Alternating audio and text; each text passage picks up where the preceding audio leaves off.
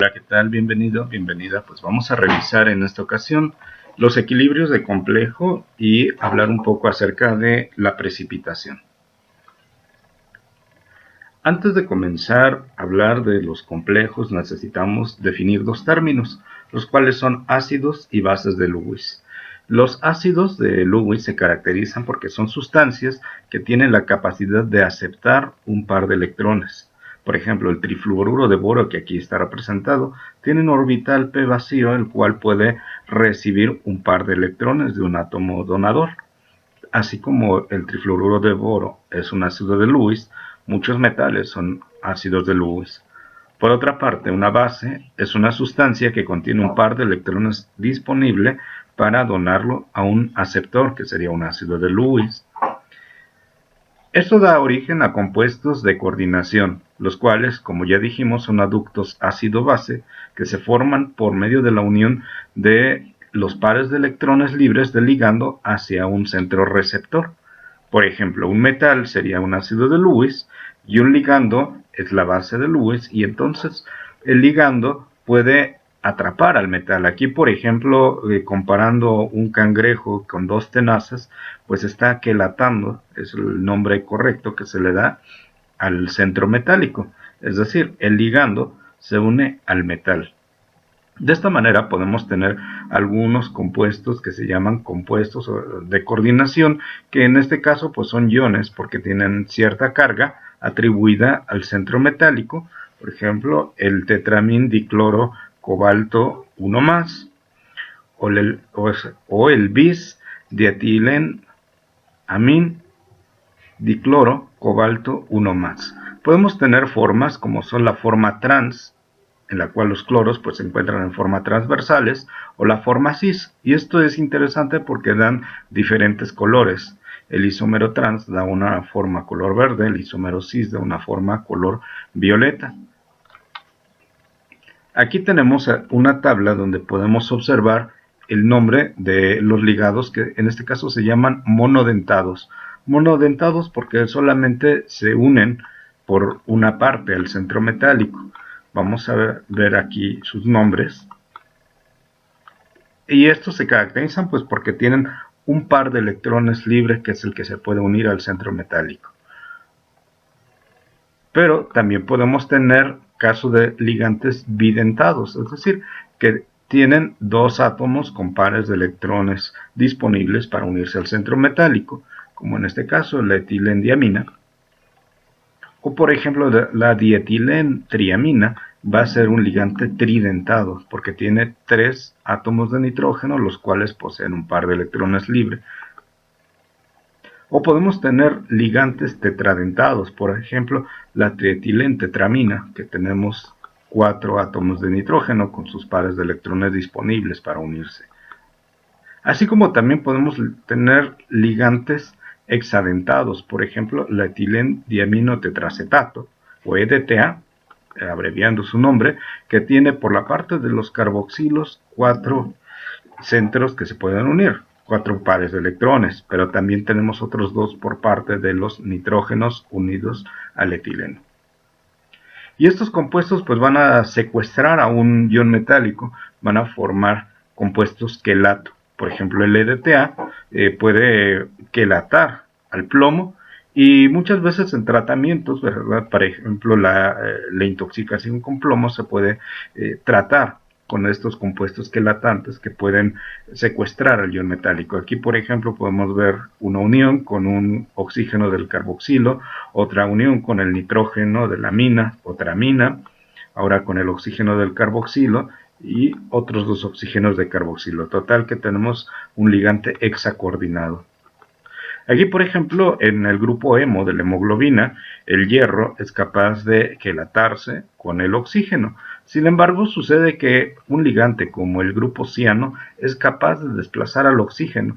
¿Qué quiere decir esto? Si compite altamente por el oxígeno, quiere decir que si llega el cianuro a nuestra sangre, el oxígeno puede verse desplazado y entonces vamos a tener ciano unido al grupo de la hemoglobina, y por lo tanto al no llegar el oxígeno, que la hemoglobina, como sabes, es una proteína transportadora del oxígeno, pues entonces vamos a morir por falta de oxígeno, vamos a morir por asfixia.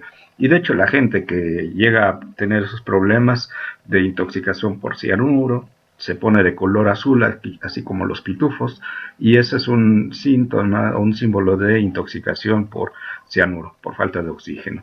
Bueno, aquí tenemos otros ligandos más complejos que, como ya hemos hablado, el etilendiamino, un ligante bidentado, el ácido etilendiamino tetracético. Este es un ácido tetraprótico, dado que si lo viéramos estaría en su forma protonada con 4 hidrógenos en cada uno de los grupos carboxilo.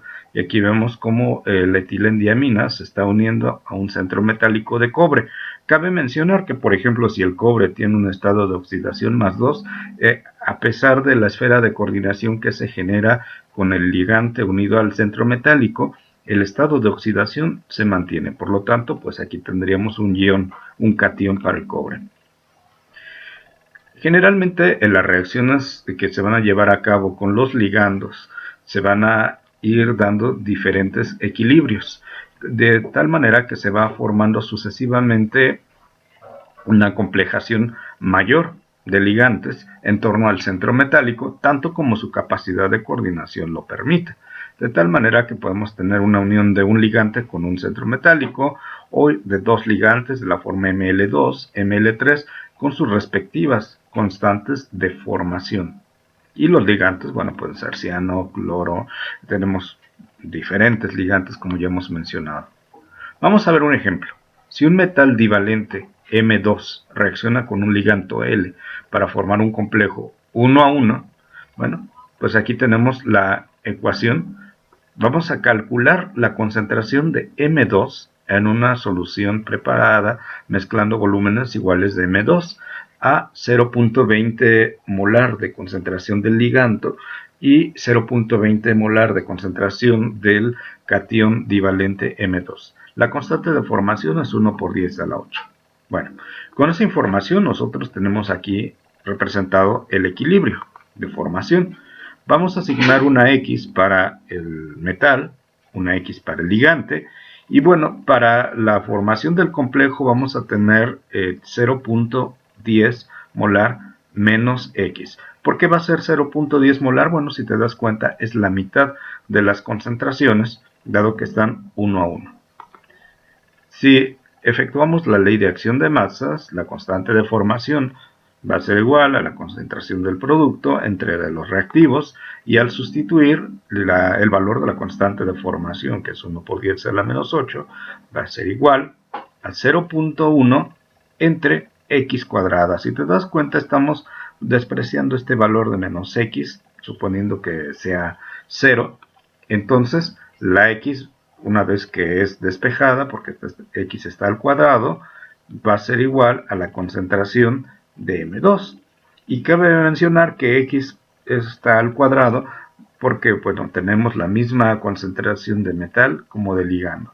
Entonces, una vez despejada, la x es 3.2 por 10 a la menos 5 molar.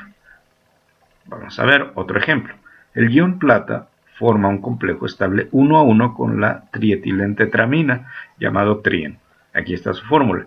Calcula la concentración del ion plata en el equilibrio cuando se agreguen 25 mililitros de nitrato de plata 0.10 molar a 50 mililitros de trien 0.015. La constante de formación es 5.0 por 10 a la 7.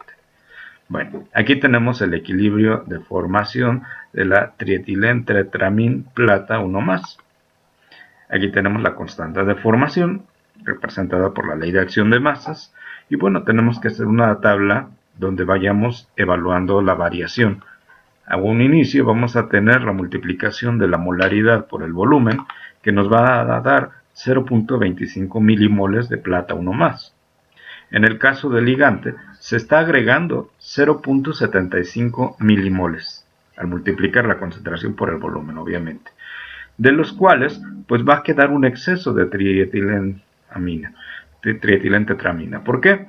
Porque de esos 0.75 milimoles solamente 0.25 van a poder consumirse con el ion plata más, de tal manera que vamos a tener el restante, que sería 0.50 milimol más una cantidad X, suponiendo que una X representa plata que no ha reaccionado.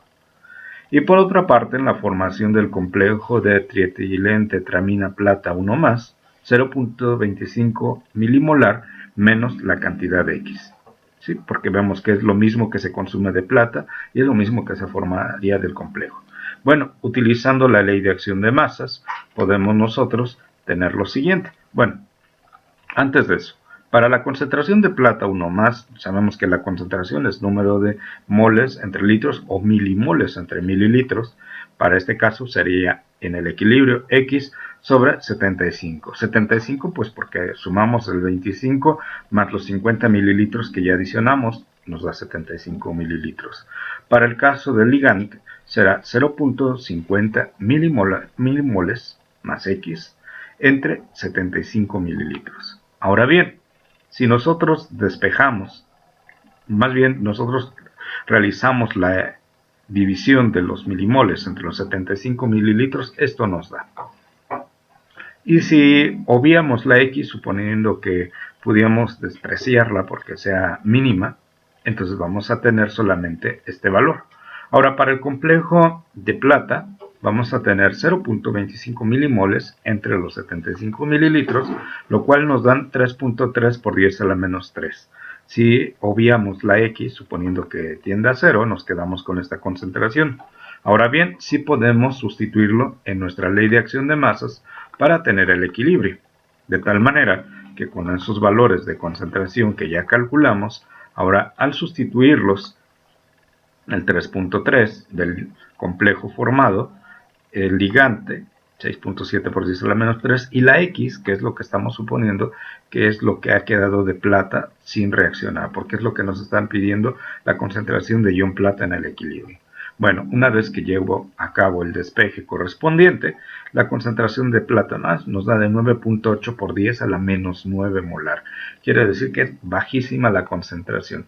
Por lo tanto, o 9.8 nanomolar. Es justificable despreciar la X. Muy bien.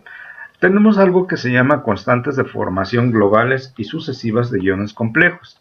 Por ejemplo, aquí te presento la formación con un ligante monodentado, es el cianuro, en el nitrógeno, en el níquel 2 más. Ciano con níquel 2 más, pues nos genera el complejo de ciano-níquel. Ahora bien, tenemos la constante 1, pero si agregamos otro grupo ciano, entonces vamos a tener el diciano, para el cual tenemos esta constante de formación, donde tenemos el producto y los reactivos. Ahora, si agregamos otro ciano más, tendremos el triciano-níquel. Ahora bien, si observamos, bueno, pues aquí inclusive pues ya tenemos una carga negativa, que es la que aporta este ciano negativo, este cianuro, y tenemos la K3. Si agregamos otro grupo ciano, tendríamos el tetraciano níquel 2 menos, y aquí tenemos la constante de formación de este producto. Muy bien, ahora si habláramos por ejemplo de la plata al reaccionar con el grupo amino genera el ion amino plata y tenemos su constante de formación. Si ahora al amino plata le agrego otro grupo otro amoníaco, este amoníaco se va a adherir como bis-amin plata y entonces vamos a tener esta constante de formación. Nosotros pudiéramos sumar estos equilibrios de tal manera que podríamos observar que al estar en reactivo como en producto, el mismo compuesto se puede cancelar. Y entonces de la suma tendríamos plata, tendríamos dos amoníacos y tendríamos el ion bis-amin plata. ¿Qué sucede con las constantes? Bueno, las constantes se van a multiplicar, la constante de formación 1 con la constante de formación 2. Entonces, pues vamos a tener el producto de estos dos valores, 2.5 por 10 a la 3 por 1 por 10 a la 4, nos va a dar 2.5 por 10 a la 7. Ahora bien, si nosotros fuéramos en sentido de disociación, es decir, lo contrario de la formación, la descomposición, tendríamos que sacar el inverso de esa constante. Si nosotros obtenemos el inverso de 2.5 por 10 a la 7 nos va a dar 4.0 por 10 a la menos 8, lo que corresponde a tener este equilibrio invertido. Respecto a las constantes globales de beta, aquí te muestro otro ejemplo. Vamos a suponer que tenemos la formación del ciano níquel y luego este ciano níquel con otro grupo ciano forma el biciano níquel. Entonces tenemos la constante del equilibrio 1, la constante del segundo equilibrio, y al sumar ambos equilibrios podemos cancelar el monociano níquel en productos y reactivos, ya que aparece repetido. Nos vamos a quedar con el níquel, con dos grupos ciano y finalmente el producto diciano-níquel. Muy bien, ¿qué va a suceder con las constantes? Bueno, las constantes se tienen que multiplicar, K1 por K2, de tal manera que podemos darnos cuenta que al multiplicar la constante 1, la ley de acción de masas de la constante 1 por la ley de acción de masas de la constante 2, al tener el numerador y el denominador el mismo reactivo, se puede cancelar y nos queda simplemente la constante global de formación del producto diciano-níquel, la cual si la expresáramos directamente sería el diciano-níquel, que está en el numerador, y entre el denominador formado por la multiplicación de la concentración de níquel por la concentración de ciano elevado al cuadrado por el coeficiente estequiométrico. Bueno, directamente tendríamos aquí una constante global que se llama beta, beta 2, porque nos está llevando a que aquí se estén integrando dos equilibrios de formación.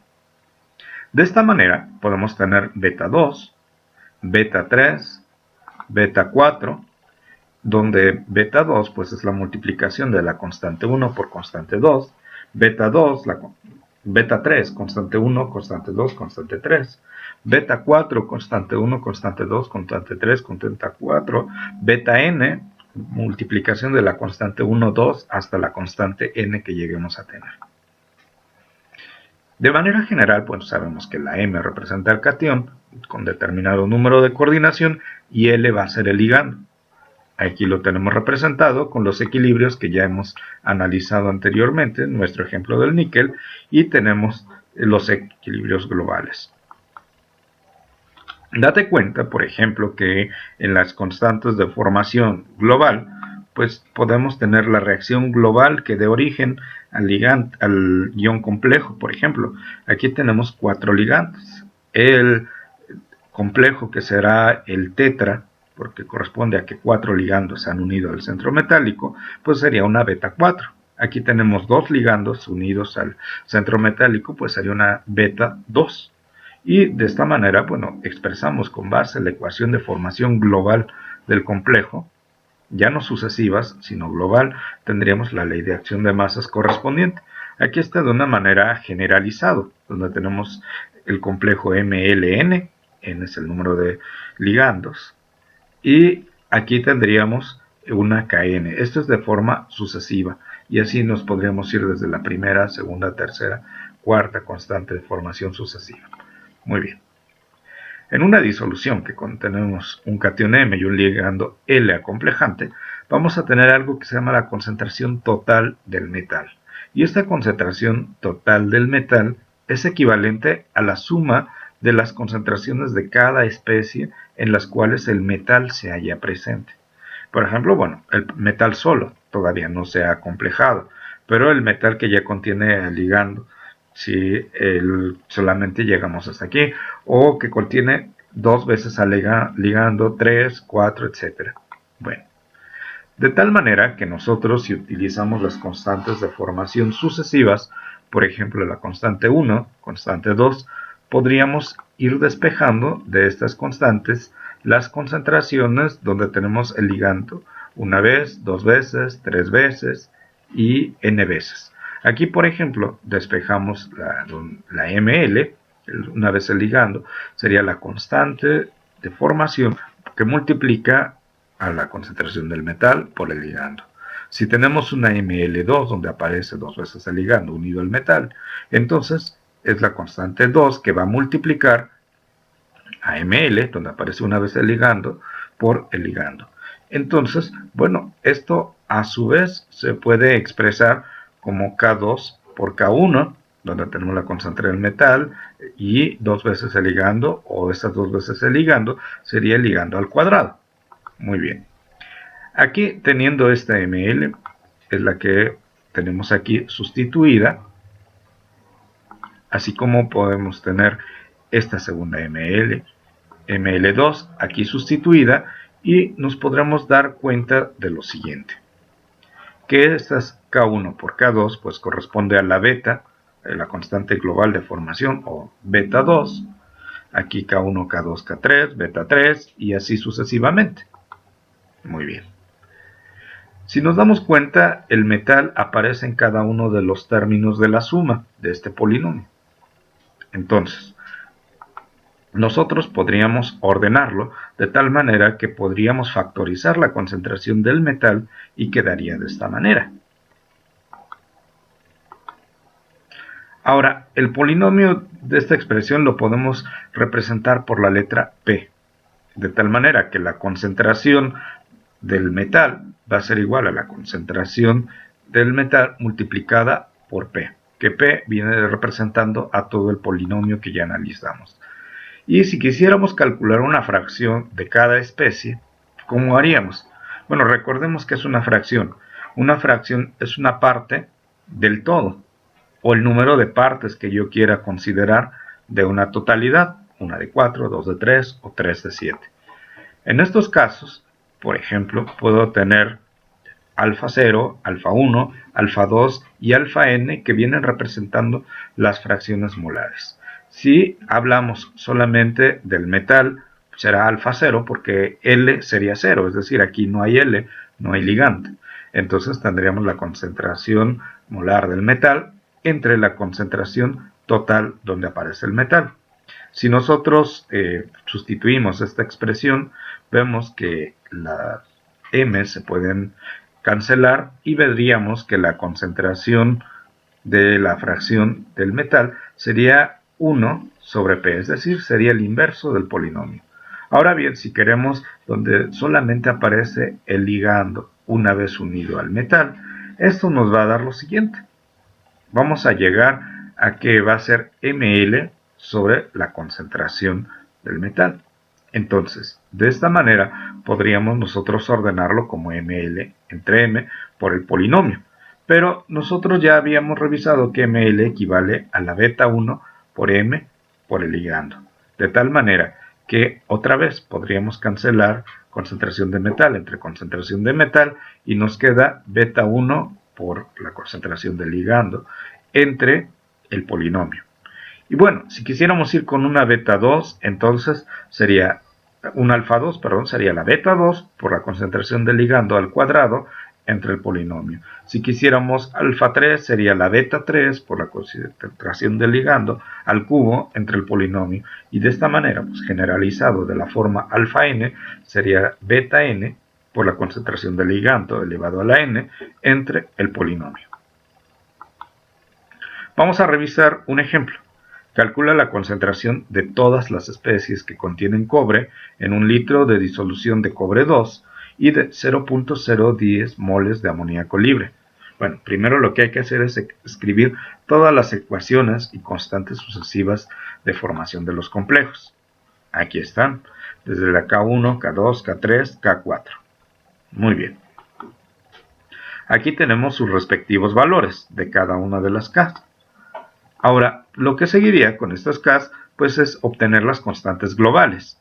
Obviamente no existe una beta 1, pues sería K1 solamente. Pero beta 2 es K1 por K2. Aquí está el resultado. Beta 3, beta 4. Ahora bien, con esta información vamos a obtener el cálculo del polinomio, para el cual el polinomio va a ser 1 más la K1 por la concentración del ligando, más beta 2 por la concentración del ligante al cuadrado, más beta 3 ligante al cubo, más beta 4 ligante elevado a la cuarta. Entonces tenemos las constantes, las betas, y aquí una vez que se ha sustituido cada uno de los términos, aquí tenemos 1, ya la multiplicación de la K1 por el ligante me da 9.8, recordemos la concentración del ligando, que es de 0.010 moles. 0.010 moles en un litro, de tal manera que al dividir 0.01 entre 1 me va a dar 0.01. Ahora bien, 0.01, que vendría siendo 10 a la menos 2 por 10 a la menos 3, me va a dar 10 a la 1.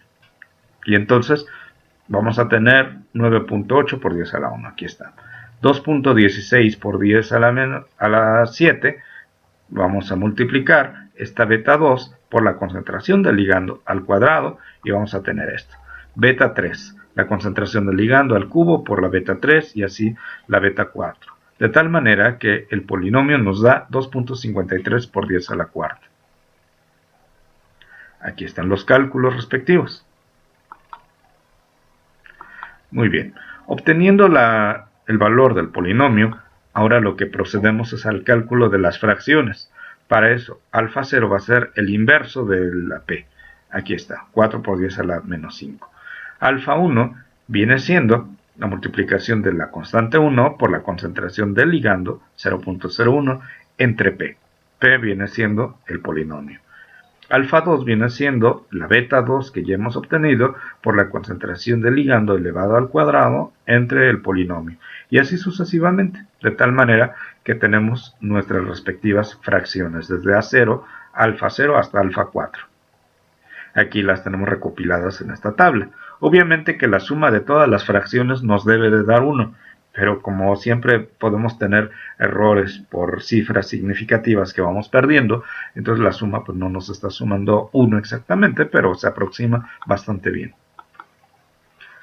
Ahora bien, el cálculo de cada especie nos pide que obtengamos la concentración total de cobre 2 más y el valor correspondiente con el alfa.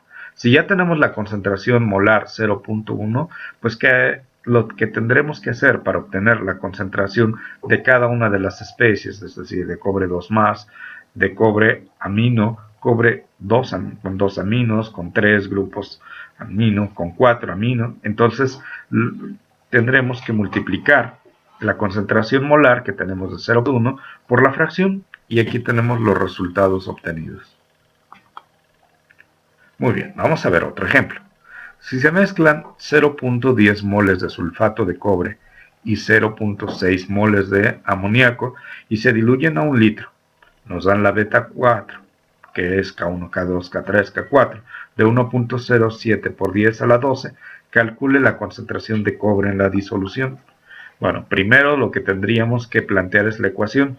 El sulfato de cobre, bueno, el ion sulfato no va a interferir, así que nos quedamos solamente con el cobre 2 más y tenemos amoníaco.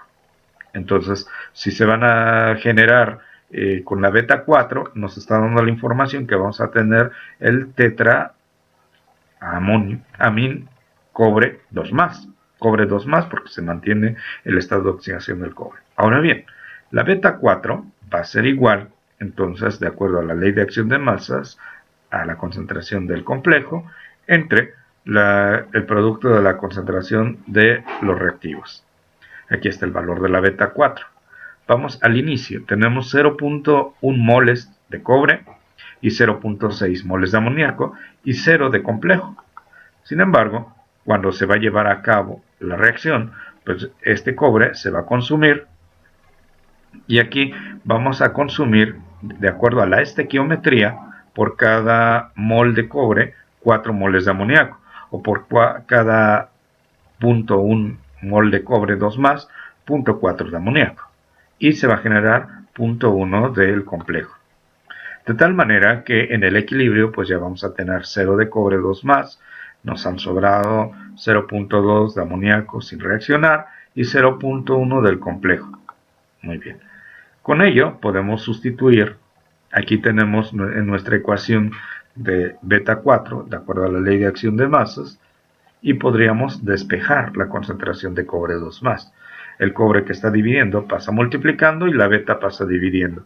Ahora bien, tenemos todo listo para calcular la concentración de cobre 2 más, una vez que sustituimos los valores del complejo, que es 0.1, entre la beta, que es esta 1.07 por 10 a la 12, por la concentración del amoníaco elevado a la cuarta, recuerda por la estequiometría del 4 de la reacción, y esto nos da 5.9 por 10 a la menos 11.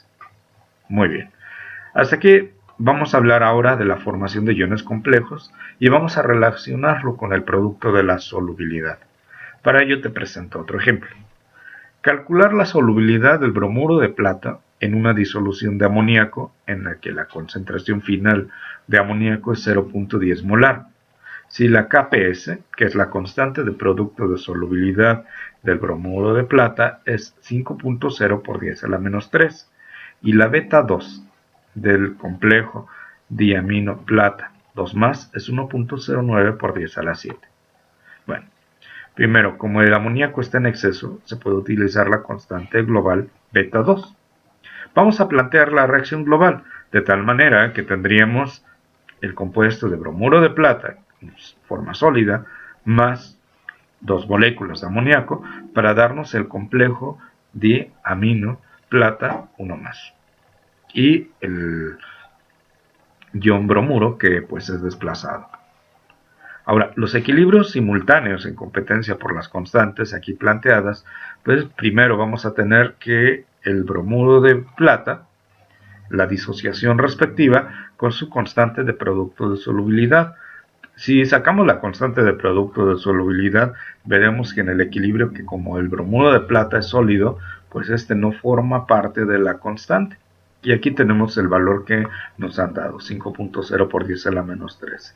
En el caso del otro equilibrio de la formación del complejo del diamino plata, vamos a tener esta beta 2. Y esta beta 2 corresponde al complejo entre la concentración del producto de plata por el amoníaco elevado al cuadrado y su valor. Ahora bien, al sumar ambos equilibrios podemos cancelar lo que está en productos y reactivos, que es la plata, y nos va a quedar bromuro de plata sólido más 2 amoníacos y el complejo diamino plata 2 más el bromuro, que es la reacción global. En este caso, pues hay que multiplicar la Kps por la beta 2. Se cancelan las platas y nos va a quedar el valor de 5.40 por 10 a la menos 6. Bien, con esa información también podemos darnos cuenta que debido a que el bromuro está en la misma concentración que plata 1 más y a su vez que es la misma concentración que diamino plata 1 más, entonces bromuro y diamino plata es lo mismo. Entonces vamos a representarlo con la X, que vendría equivaliendo a la solubilidad molar del bromuro de plata. De tal manera que si lo representamos con X, X es el bromuro y X es el complejo de diamino plata que se formó, entonces tendríamos XX, sería X al cuadrado. Tenemos ya el valor de la constante, la Kps por la beta, que es 5.4 por 10 a la menos 6 entre el amoníaco al cuadrado, y pues solamente lo que tendríamos que hacer es despejar la X que está al cuadrado. La concentración del amoníaco al cuadrado pasa multiplicando a la constante y como X está al cuadrado se saca raíz. De tal manera que tendríamos que X va a ser igual a 2.3 por 10 a la menos 4, lo cual representa la solubilidad del bromuro de plata en presencia del amoníaco. Revisemos este otro ejemplo. Calcular el número de moles de cianuro de potasio que deben añadirse para disolver 0.1 moles de hidróxido de zinc en suspensión en 1 litro de agua si la Kps del hidróxido de zinc sólido es 3.3 por 10 a la menos 17 y la beta 4 del tetraciano zinc menos 2 es 5.8 por 10 a la 16. Planteamos la ecuación global, donde tenemos el hidróxido de zinc sólido más 4 cianos menos 1, que nos va a dar al compuesto tetraciano zinc más 2 grupos oxidrilo. Los equilibrios simultáneos de acuerdo a las constantes de forma, ¿sí?, a la Kps y a la beta 4, serían estos. Primero, la Kps, que sería la disociación del hidróxido de zinc, el zinc 2 más y 2OH. Aquí tenemos la ley de acción de masas, donde recordamos que este reactivo, al ser sólido, pues no forma parte de la constante. y tenemos este valor, 3.3 por 10 a la menos 17. Ahora, respecto a la reacción de formación del compuesto tetraciano, pues tenemos una beta 4. Esta beta 4 va a ser igual a la concentración del complejo tetraciano zinc entre el zinc libre por el cianuro elevado a la cuarta. Y esto nos da 5.8 por 10 a la 16. Bueno, pues una vez con esta información que podemos nosotros sumar los equilibrios y multiplicar las dos constantes, vamos a tener la reacción global. Y entonces con esta reacción global podemos observar que en la estequiometría tenemos 1 mol de hidróxido de zinc por 4 de ciano, 1 de complejo y 2 de OH. Pero como en la disolución partimos de 0.1 moles de hidróxido, aquí lo tenemos, 0.1 moles de hidróxido de zinc, entonces podemos ocupar esa estequiometría y vamos a saber que se van a generar 0.1 mol del complejo tetraciano zinc y 0.2 moles del hidróxido. Una vez que despejamos de esta ley de acción de masas que se generó por la multiplicación de la KPS y la beta 4 y despejando al ciano que está elevado a la cuarta, bueno, tendremos que sacar raíz cuarta del producto de la concentración del tetraciano zinc por el OH entre el 1.9, que es el resultado de la multiplicación de estas constantes. Y una vez que hemos sustituido el número de moles respectivamente de cada especie, vamos a tener que la concentración de ciano es de 0.21 en el equilibrio.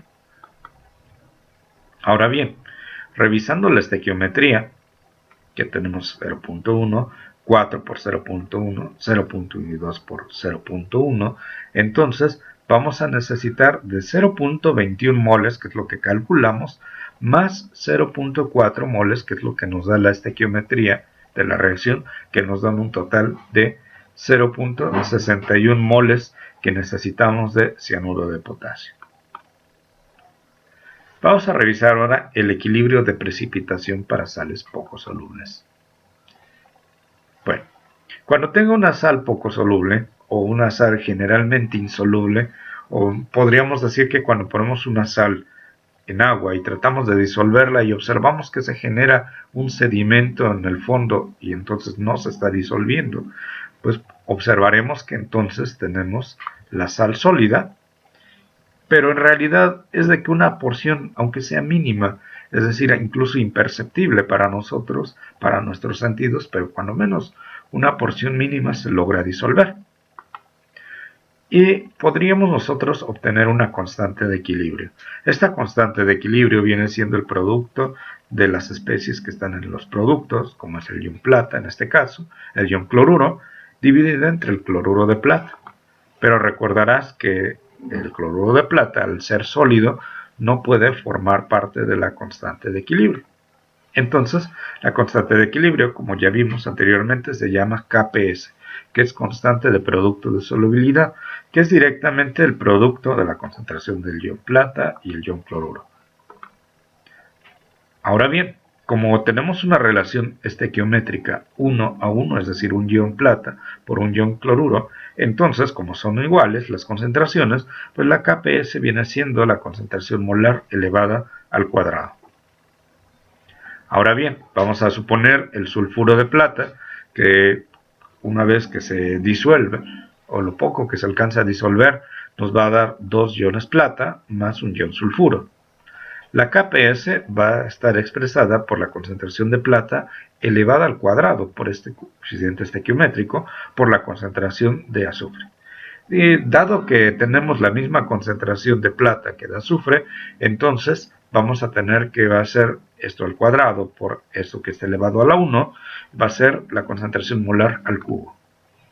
De manera general, si yo tuviera un equilibrio donde tengo una sal MXAY, bueno, una vez que se disocia, vamos a tener X como coeficiente estequiométrico de M y Y como coeficiente estequiométrico de la especie A, y de tal manera que su KPS va a ser igual al producto de m por a, m elevado a la x, a elevado a la y, pero como vemos por álgebra, cuando tenemos la multiplicación de dos términos, los exponentes se deben de sumar. Entonces, bueno, siendo la misma concentración, entonces nos quedamos con la concentración molar elevada a la suma de exponentes. Y ello se le llama ley de producto de solubilidad. Y el Kps pues viene siendo solamente un valor numérico. Vamos a ver un ejemplo. La solubilidad del cloruro de plata a 25 grados Celsius es 0.00019 gramos por 100 mililitros. Nos piden calcular el Kps. Bueno, como primer paso escribimos la ecuación iónica. En segundo paso, la expresión de equilibrio de la Kps. Entonces, vamos a calcular la concentración molar de los iones. Para ello, la concentración molar recuerda que es número de moles entre litros de solución. Si nos han dicho que tenemos 0.00019 gramos por cada 100 mililitros, entonces, bueno, con la masa molar del cloruro de plata, que es 143 gramos por cada mol, podemos nosotros hacer el cálculo. Y sabiendo que un litro tiene 1000 mililitros, bueno, podríamos aquí, con nuestro factor, cancelar gramos con gramos de cloruro de plata, mililitros con mililitros, y una vez que efectuamos las operaciones correspondientes nos dan 1.33 por 10 a la menos 5 molar. En el cuarto paso, como tenemos esta concentración molar para obtener la Kps, pues vemos que tenemos que multiplicarla por sí misma, o es decir, elevarla al cuadrado, y esto nos va a dar Kps 1.8 por 10 a la menos 10. Vamos a ver este otro ejemplo, ejemplo 7. Ahora, la solubilidad del fosfato de plata a 25 grados Celsius es 0.20 miligramos por 100 mililitros. Cabe resaltar que todos estos equilibrios son en agua, por lo tanto, bueno, estamos asumiendo que es solubilidad en agua. En primer paso escribimos la ecuación iónica para el equilibrio, el fosfato de plata, que se descompone, van a ser 3 iones plata y un fosfato. En segundo paso escribimos la expresión de equilibrio, la Kps. Vamos a tener la concentración de plata elevada al cubo por la concentración de fosfato.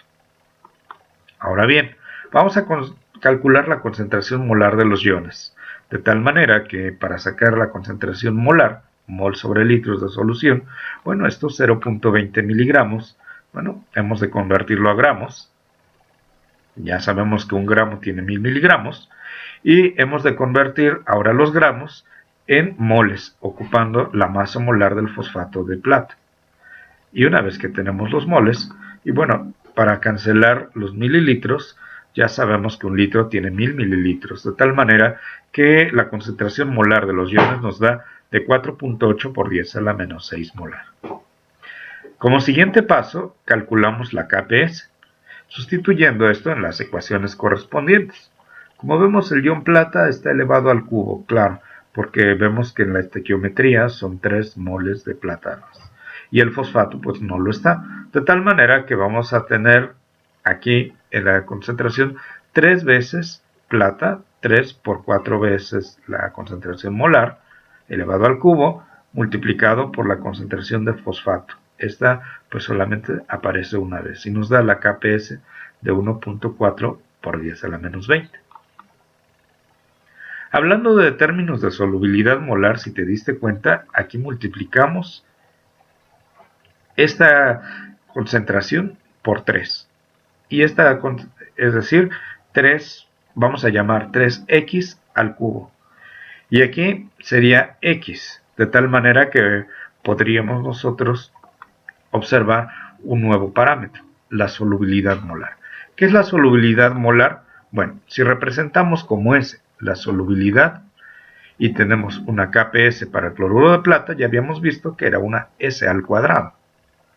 Si tenemos sulfato de bario donde, bueno, se descompone en un ion bario y en un ion sulfato, también vuelve a ser S al cuadrado, sustituyendo la solubilidad de cada ion.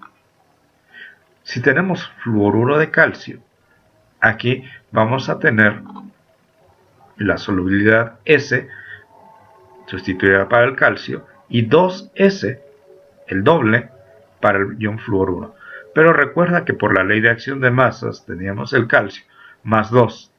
El fluoruro elevado al cuadrado sería S por 2S al cuadrado. 2S al elevarlo al cuadrado nos da 4S cuadrada. Y 4S cuadrada por S nos va a dar 4S cúbica. Vemos en el ejemplo 7 la solubilidad del fosfato de plata. Podríamos escribir la ecuación iónica y la solubilidad. En este caso tendríamos una 3S para la plata y una S para el fosfato.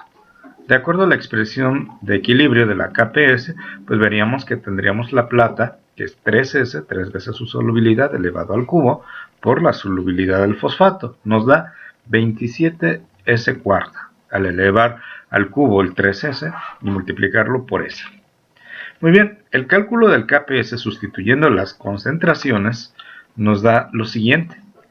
Tendremos la concentración de 4.8 por 10 a la menos 6 que ya calculamos en el ejemplo 7.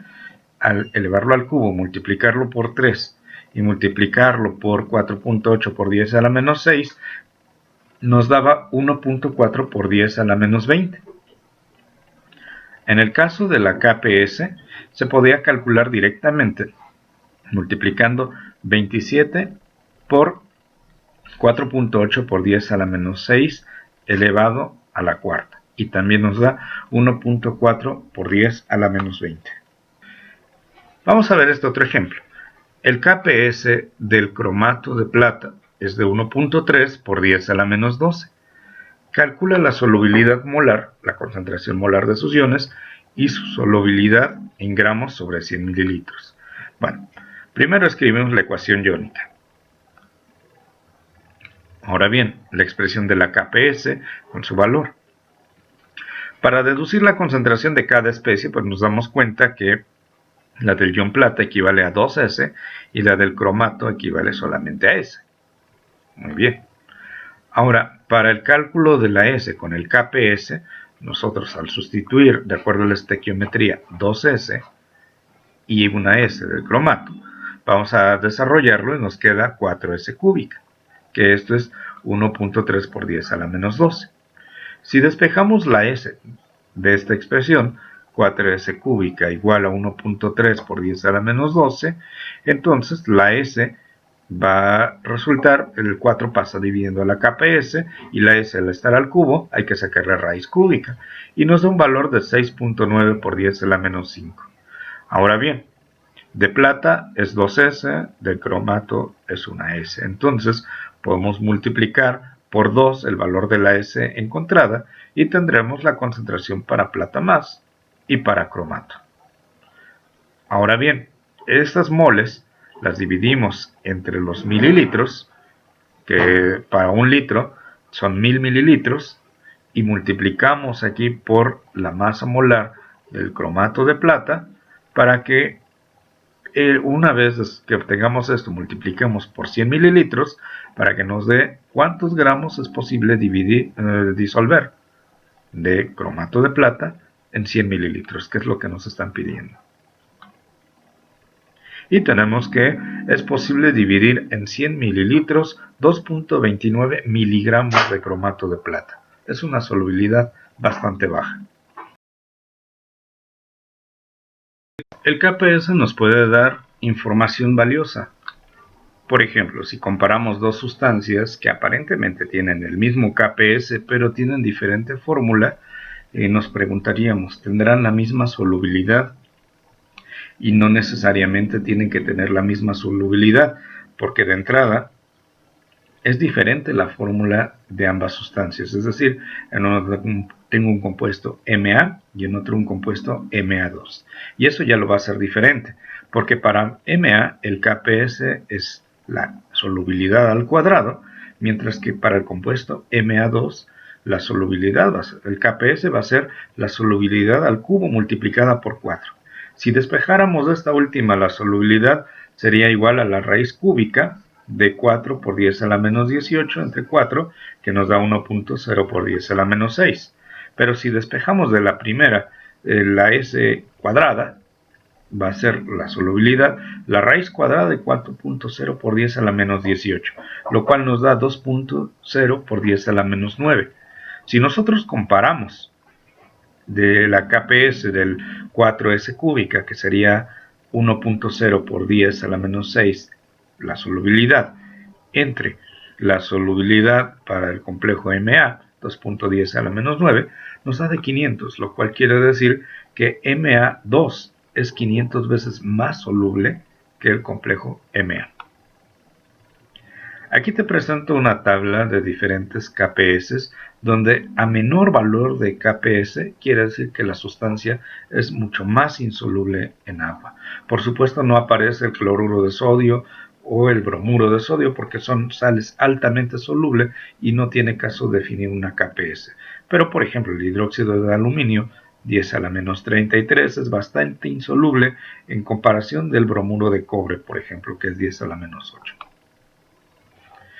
Y bien, podemos predecir si ocurre la precipitación evaluando la KPS con un factor que se llama el producto iónico. La KPS, bueno, pues ya le hemos hablado que se calcula con las concentraciones en el equilibrio, pero el producto iónico va a ser el producto de las concentraciones al inicio, es decir, antes del equilibrio. Y si tenemos una Q, es decir, producto iónico menor al KPS, pues no hay precipitado y la sal se encuentra disuelta. Si tenemos una Q, es decir, producto iónico igual a KPS, entonces el soluto está en equilibrio, tenemos una solución saturada. Quiere decir que si le agregamos más soluto, ya la solución ya no va a alcanzar a disolver tal soluto y por lo tanto se formará un precipitado. En dado caso, pues es cuando el producto iónico, es decir, el producto de las concentraciones iniciales, es mayor a la KPS. Vamos a ver un ejemplo. El KPS para el sulfato de bario es 1.0 por 10 a la menos 10. Si en un litro de solución se tiene el bario más 2, 0.001 mol, y sulfato 0.00010 moles, precipitará el sulfato de bario. Bueno, primero vamos a revisar el equilibrio de disolución del sulfato de bario. Ahora bien, la KPS nos da de 1 por 10 a la menos 10. Si nosotros revisamos, bueno, tendremos la concentración para el bario, así como para el sulfato, que es de 1 por 10 a la menos 3, 1 por 10 a la menos 4. Al multiplicarlas para obtener el producto iónico nos va a dar de 1 por 10 a la menos 7. Lo que tendremos que hacer ahora es evaluar, analizar y comparar el producto iónico con el KPS. Si nos damos cuenta, el producto iónico, que es 1 por 10 a la menos 7, es mayor a 1 por 10 a la menos 10 y por lo tanto el sulfato de bario va a precipitar. Ejemplo 10. El KPS para el sulfuro ferroso es 5.0 por 10 a la menos 18. Nos pide calcular la concentración de ion sulfuro necesario para que inicie la precipitación de sulfuro ferroso en una solución que tiene 1.0 por 10 a la menos 4 molar de hierro 2+. Primero evaluamos la disociación y tenemos que la KPS va a ser igual a la concentración de hierro 2+, por la concentración de sulfuro, que es 5.0 por 10 a la menos 18. Ahora bien, si nos dan la concentración inicial de hierro 2+, pero no nos dan la concentración de sulfuro. De tal manera que utilizamos la misma expresión de la KPS para calcular la concentración de sulfuro. Nos damos cuenta que la KPS viene siendo la multiplicación de la concentración de hierro por la concentración de sulfuro, que nos da la constante de 5.0 por 10 a la menos 18. Al pasar dividiendo 1 por 10 a la menos 4, nos va a dar 5.0 por 10 a la menos 14. Entonces, analizando la información, si tenemos la concentración de 5.0 por 10 a la menos 14, se produce la solución saturada de sulfuro de hierro, porque quiere decir aquí que la KPS va a ser igual al producto iónico. Pero entonces yo necesito que la concentración de sulfuro aumente para que de esta manera precipite. Y muy bien, podemos resumirlo de esta manera. Si tenemos una cantidad de producto iónico mayor a la KPS, entonces pues el equilibrio se va a desplazar hacia precipitar. En cambio, si tenemos una menor cantidad de producto iónico que la KPS, entonces se va a disolver. Y de esta manera podemos estar jugando con el equilibrio, precipitando, disolviendo, etc. Pues muy bien, hasta aquí hemos llegado con esta presentación, que ha sido un poquito larga, pero espero que sea de provecho. Nos vemos y hasta la próxima.